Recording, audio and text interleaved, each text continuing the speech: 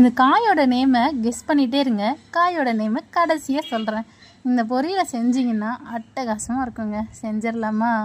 First கடாய் வச்சுக்கிறோம், எண்ணெய் ஊற்றுறோம், கடுகு, ஜீரகம், கருவேப்பிலை, பச்சை மிளகா, கடலப்பருப்பு, வெங்காயம் இது எல்லாம் போட்டு வணக்கிட்டு கட் பண்ணி வச்ச காயையும் போட்டு வணக்கிக்கிறோங்க. தேவையான அளவு உப்பு, கொஞ்சோண்டு மஞ்சத்தூள், தேவையான அளவு தண்ணி. அந்த காயிலிருந்து நிறைய தண்ணி வந்துடும். தண்ணி ஊற்றாமல் செஞ்சாலே செம்ம டேஸ்ட்டாக இருக்குங்க. உங்களுக்கு வேணும்னா நீங்கள் தேங்காய் கூட திருவி போட்டுக்கலாம். இத்தனை வாட்டி சொல்கிறியே காயின்னு, அது என்ன காயின்னு தானே கேட்பீங்க. நம்ம முள்ளங்கி தாங்க. நீங்கள் தண்டுன்னு நினச்சிருப்பீங்க. தண்டு இல்லைங்க, முள்ளங்கியில் பொரியல் செஞ்சு பாருங்கள். முள்ளங்கி இந்த சீசன் சொல்லிட்டு நிறைய முள்ளங்கி கொடுத்தாங்க. இவ்வளோ முள்ளங்கி வாங்கிட்டு போய் நான் என்ன பண்ணட்டும் அப்படின்னு காய்காரமாக கேட்டதுக்கு பொரியல் பண்ணலான்னு சொன்னாங்க.